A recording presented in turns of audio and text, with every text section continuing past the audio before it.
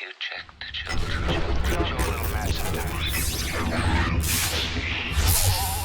Hi, I'm Chucky. Wanna play? Sometimes. That is what You're gonna need a bigger boat. Greetings and salutations, Freight fans. Jaime and Fuego here, and so very stoked to be back here on the Horror Show channel, getting y'all caught up on some stuff that was recently released in theaters. There's an abundance of genre in the theaters right now, and unfortunately, a lot of people just aren't going out to see it, and I am making the attempt to change that, along with Cecil here on the channel. So this is one that just came out this past weekend, and it is one of my favorite meldings when it comes to genre. Science fiction and horror mishmashed together. It is the latest film from the dude who I believe is like a DJ, a composer. He has a small role in the film, Flying Lotus, and it's entitled Ash. Yes, very simple. We're not talking about Bruce Campbell. We're not talking about, I feel like they could have gone with a better title for this one. Unfortunately, this is one of the victims of burden of expectation for me, because when this debuted at South by Southwest, I saw peeps raving about it. Our buddy Lee from Drum Dums, he was like, scariest of the year, crazy creature, all this different stuff. And so, yeah, it was built up pretty big time for me. And I'm trying to, with this review, because I did like this movie, what I'm trying to do with this review is temper y'all's expectations just a wee bit, because this is definitely worth seeing, definitely worth supporting. But do not go in expecting the world, because, well, I enjoyed the film, most notably our two leads. So we have Aaron Paul, and I would be remiss if I did not mention her name is Maria. Gosh, and we've got dogs barking back there, so apologies, guys, for all of that, all of the noise and whatnot that is going down. Her name is Isa Gonzalez, and so yeah, man. So Aaron Paul and Isa Gonzalez are our two leads in this, but this it most definitely finds itself borrowing from a lot of different things, most notably Alien. I mean, just the Alien franchise in general. You've got some Deep Space in there as well, or excuse me, Dead Space, the video game. It gives some vibes of that. But yeah, this is one that I enjoyed it from a visual standpoint. I am well aware that this was a very modestly budgeted film, and they sure as hell did a lot with a little when it came to this film. It looks terrific, most notably. Like the set designs, the spacesuit costuming, even the blood and stuff when we finally get to it.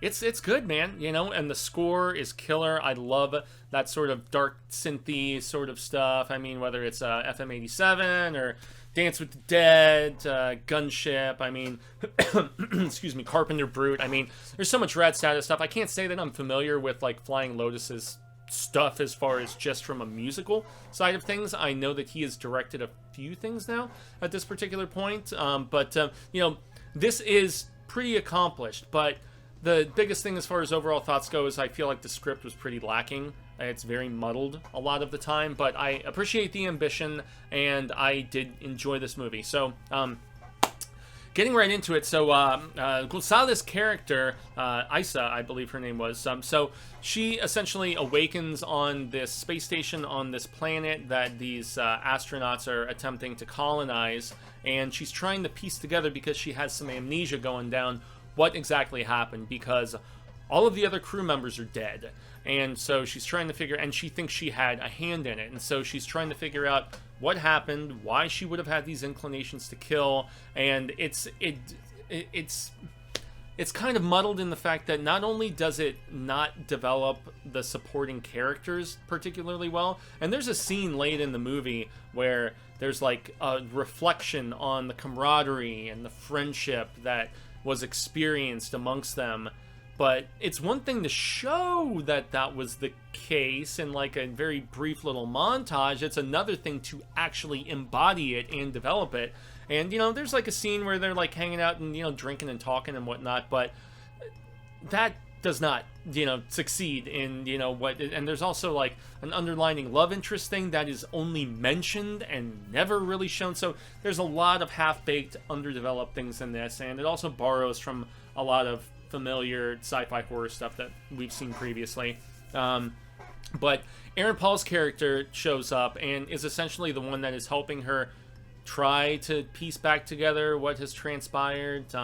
This is much more so a technical feast, you know, both for the eyes and for the ears, and that's where I will squarely heap the largest amount of praise on this particular film, is the fact that that's where it succeeds and goes just, you know, leaps and bounds above what I think the budget really would make somebody presume is possible, because it is a great looking film, and it's just really, it's the structuring and the scripting. I mean, you even have these occasional, like, there's one dream sequence in particular where this character, where our lead is like just adorned in this beautiful regalia, and she looks great, and the environment is super cool, and it doesn't really have a lot of bearing within the rest of the movie. It just feels like a good comp, I think, would be if you have seen the film The Cell, which was, oh goodness, I forget the name of the director, but, you know, it had J-Lo, it had Vincent D'Onofrio.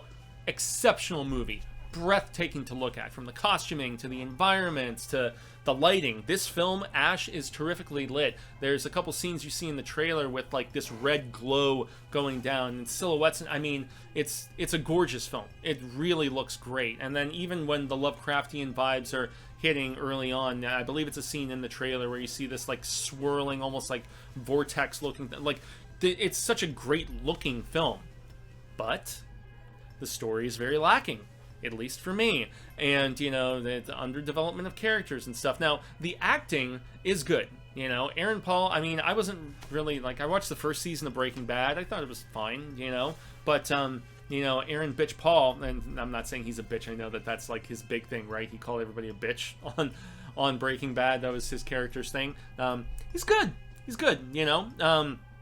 Really, it's Gonzalez who steals the movie, because she is our lead, and as she's piecing everything back together, she sells it very well, because as the amnesia starts to subside, as the recollections start to coalesce, and everything is starting to make a little bit more sense, I did enjoy this from that standpoint.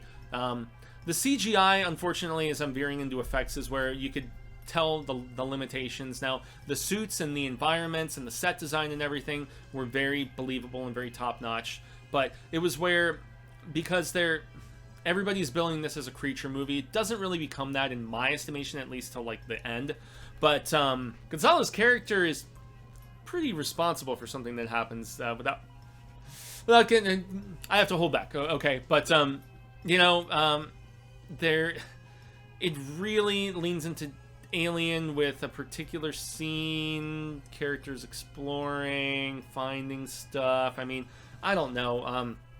It does get into some interesting aspects of psychedelia. As somebody who has consumed my fair share of Locos Hongos over the years of my adult life, you know, I felt the moosh, I felt the psychedelia, I felt the, you know, those aspects, especially where there's like an inner voice in Gonzalo's character that is, you know, kind of speaking to her and enticing her with the possibilities of being transformative, I guess. So once again, man, this is like you can tell that I'm very conflicted about this movie, because there was a lot that I liked about it, and there was a lot that I found lacking about it. And so it just really, it veers back to that burden of expectation, man. You know, and also in the fact that I saw it in theaters, it's one of the few that I've seen where, aside from a few of those scenes, most notably the big vortex bit that I mentioned, and I mean,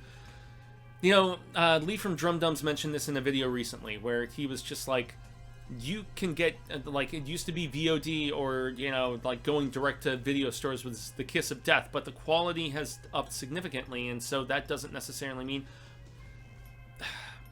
it doesn't mean that things are bad if they take that avenue. But I feel like in an effort to champion cinema, at times we put things in theaters that this felt more to me like something I would see playing at a festival, you know, like you know, International Horror Sci-Fi Film Festival, in comparison with something that was like quite as much warranting of like a big full theatrical release like this. And I know that's, once again, film is subjective, art is subjective, that's just my personal opinion on Ash. But this, with the exception of a few scenes, because it's a very contained movie, You know, you're in this like very claustrophobic space station-y sort of bit. It doesn't have a lot of these huge, just vast gaping shots. Now when they're exploring the planet and a few other instances, there are those times where it felt like a lot better that I was seeing it on the big screen. But the space stuff is a little more few and far between, you know, as far as like, you know, ships like out in, you know, the dead of space or whatever. So I don't know. It's very much like a very solid 3, but I have seen a few of our friends and contemporaries saying this is one of the absolute best of the year. Unfortunately, guys, for me, and I'm very picky when it comes to my horror science fiction, I don't want to go as far as to say I'm a connoisseur, but maybe I've got like really crazy high standards perhaps or something. But, you know, Flying Lotus from a director standpoint did a very impressive job from a stylistic, from a sonic, and from a visual standpoint. Once again, with what I presume is a much more modestly budgeted endeavor in comparison with some of the things that, you know, like tens, if not hundreds of millions of dollars have been thrown at in comparison over the last few decades. So that's my thoughts on Ash, guys. If you think I'm totally wrong, please, you know, savage me in the comments below. But, you know, I thought it was good, but not great. So that's my opinion at the end of the day, and it is my own. So I've been Jaime and Fuego. You can find me on all social media sectors, Twitter, Instagram, Facebook, the YouTubies here. But most importantly is for you guys to like and share if you enjoyed my thoughts here on this video. Once again, myself and Cecil are going to be covering the IHSFF here in the coming days. We also have a early screening of Hell of a Summer, which is being released by Neon, who are like the new darlings of genre in a lot of ways. 2 Best Picture wins now too, between Parasite and the movie that I did not like very much, which was Anora. But that's, you know, hey, this is a horror show channel. So yeah, guys, leave your thoughts in the comments below. Like, share, subscribe if you feel inclined. You know the drill. And until next time, and the last review that I'm hitting up today, stay scared, spooktacular peeps.